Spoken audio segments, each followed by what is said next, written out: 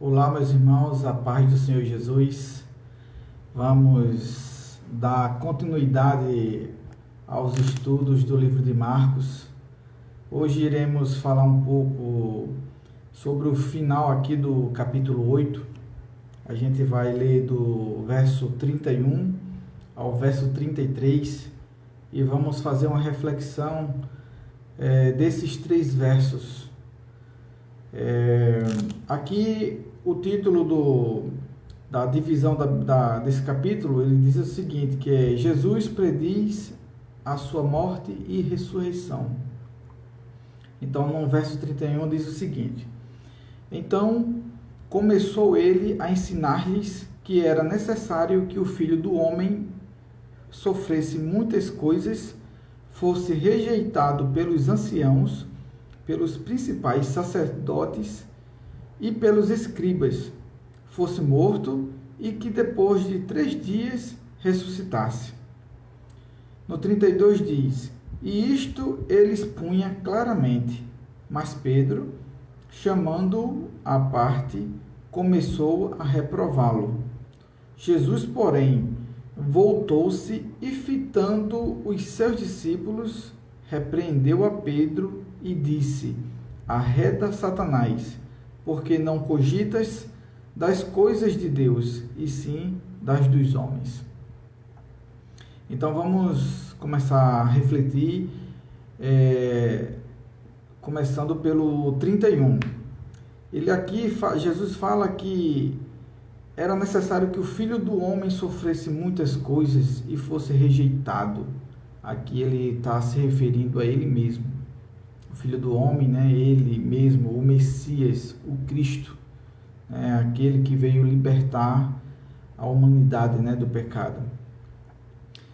E concluindo aqui o 31, ele diz: pelos anciãos, pelos principais sacerdotes e pelos escribas fosse morto, e que depois de 3 dias ressuscitasse. Aqui a gente lembra, lendo esse texto aqui, lembra da profecia que está em Isaías, no capítulo 53. Isaías, se você ler direitinho aí, é um capítulo bem grande.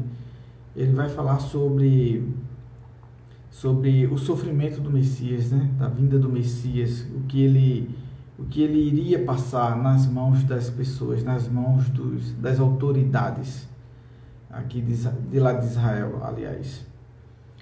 E a gente também lembra de outra coisa. Jesus está falando que ele, depois de 3 dias, ele iria ressuscitar. Essa questão de ser 3 dias, após 3 dias, ele mesmo profetizou para ele mesmo, que está em Jonas, no livro de Jonas, quando ele se refere naquela passagem que Jonas fica durante 3 dias e 3 noites no ventre do grande peixe.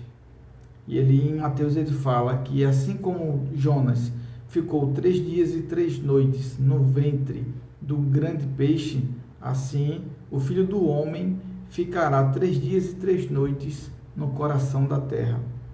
Com outras palavras, ele está falando isso aqui, dizendo que ele iria sofrer durante 3 dias e ressuscitar ao 3º dia. Ou melhor dizendo, sofrer durante 2 dias e ressuscitar no 3º dia. E a gente lembra de Êxodo, né? Êxodo, porque Êxodo e também Páscoa são 2 nomes com significado bem parecido. Êxodo por quê? Porque primeiro eu vou falar da Páscoa. Jesus, ao 3º dia, ele ressuscitou. E esse 3º dia foi um dia de domingo, e o domingo de Páscoa. E Êxodo porque a primeira instituição, aliás, a instituição da Páscoa foi feita em Êxodo, no livro de Êxodo, na época que os filhos de Israel estavam cativos no Egito. E aí Deus, através da pessoa de Moisés, libertou todo o povo. Só que antes dele libertar, ele fez um ritual, matando um cordeiro, passando o sangue do cordeiro nas portas, na borda das portas, na ombreira das portas, né? Para que o anjo da morte não atingisse nenhuma casa dos hebreus, nenhuma família dos hebreus. E esse texto aqui nos leva para Êxodo, porque aqui a gente está falando que Jesus ele iria ressuscitar, aliás, ele ressuscitou ao terceiro dia, e era um domingo e um domingo de Páscoa. E só para a gente lembrar um pouquinho do significado, o Êxodo diz que é saída de pessoas em massa, né? A gente está falando aqui de um povo, né? De uma grande multidão, uma nação praticamente, saiu de dentro de um país. Era uma nação que estava cativa de Faraó, sendo obrigada a ser escrava, e Deus libertou esse povo porque Deus tinha uma promessa com esse povo. E Páscoa significa a passagem da escravidão para a liberdade. Então Deus libertou o povo da escravidão e levou ele para o outro lado do Mar Vermelho, rumo à Terra Prometida, né? Rumo à liberdade, né? E assim foram tempos difíceis, tempos árduos e de grandes emoções, de grandes dificuldades. Mas aquele que crê em Deus, né? Tudo vence, né? Vence a qualquer tipo de desafio. E continuando aqui no 32, ele diz o seguinte: e isto ele expunha claramente, mas Pedro, chamando-o à parte, começou a reprová-lo. Veja só. Jesus, porém, voltou-se, isso é já no 33, Jesus, porém, voltou-se e, fitando os seus discípulos, repreendeu a Pedro e disse: arreda, Satanás, porque não cogitas das coisas de Deus, e sim das dos homens. Aqui a gente vê que Pedro ele pecou. Ele cometeu um pecado. A gente não vai tentar entrar na cabeça de Pedro, né? Tentar entender o que Pedro pensou, por que Pedro agiu dessa forma. A gente vai trabalhar no que o texto está dizendo. Então, assim, Pedro ele pecou, e esse pecado ele é o pecado que ele é oriundo da ignorância. Em Oséias 4:6, Deus diz, né? O meu povo está sendo destruído por falta de conhecimento. Veja só. Por que eu tô recitando essa passagem em Oséias? Porque Pedro, como um verdadeiro israelita, servo de Deus, ele era pelo menos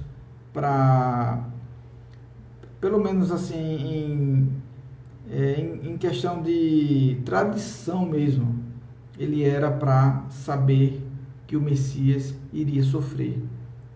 Dá até para pensar que Pedro nunca leu a Bíblia ou nunca ouviu falar da Bíblia.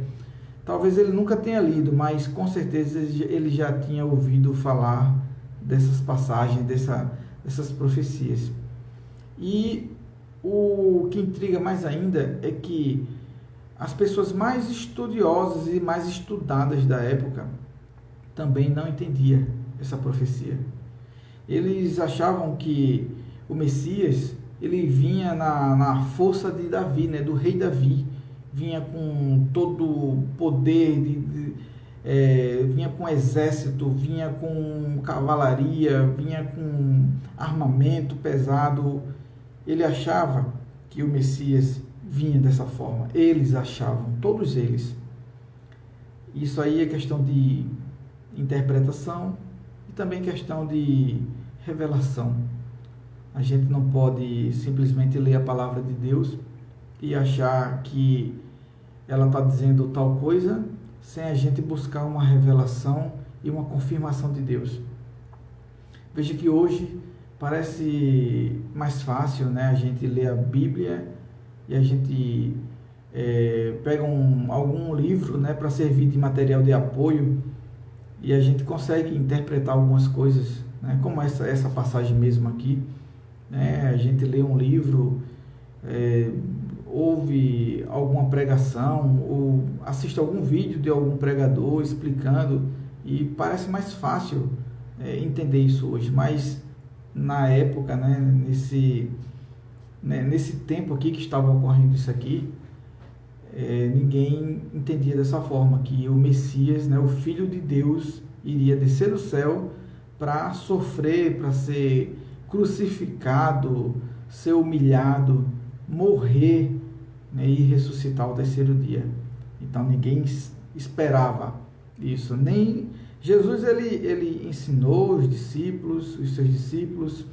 Jesus ele predisse a sua morte e ressurreição várias vezes aqui no Novo Testamento, mas até a sua ressurreição, até que ele se revelasse para os seus discípulos, até ali eles ainda não estavam entendendo.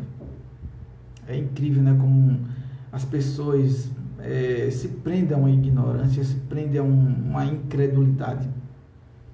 E em Mateus 16, 23, né, ele fala que Jesus chama Pedro de pedra de tropeço. Olha só, pedra de tropeço. Você é uma pedra de tropeço. Uma pedra de tropeço, gente, ela nada mais é do que algo que está atrapalhando a caminhada.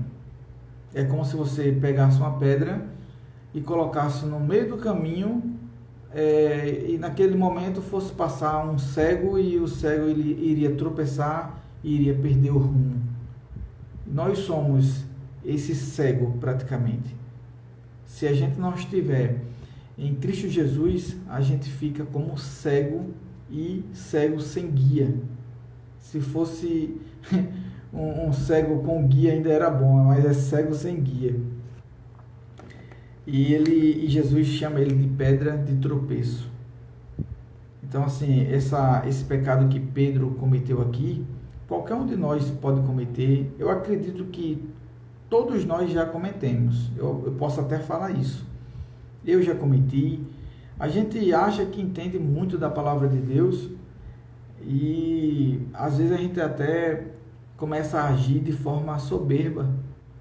A gente hoje está vendo aí a contaminação dentro das igrejas, onde as pessoas estão levando o mundo para dentro da igreja. E Jesus não ensinou nada disso. Jesus ele ensinou o evangelho da forma mais simples, mais objetiva, mais prática possível. Não tinha como ensinar de uma outra forma melhor do que a que Jesus utilizou. Então é para que a gente tenha isso aqui como lição e não cometa os mesmos erros de Pedro, né? Não seja pedra de tropeço no caminho de nenhum irmão. Amém, meus irmãos? Então, a reflexão é essa. Na próxima semana, a gente irá dar continuidade. Já vamos fazer reflexão do capítulo 9. E eu agradeço aí por vocês assistirem, né, estarem acompanhando esse vídeo, os nossos vídeos dos Galileus.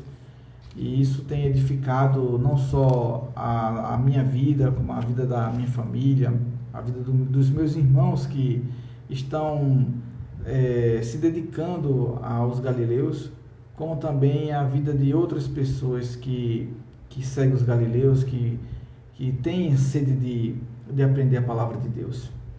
Amém? Eu não só agradeço, como também me despeço de todos vocês e que tenham uma ótima noite. Fiquem com Deus, a paz do Senhor Jesus Cristo esteja no coração de cada um de vocês.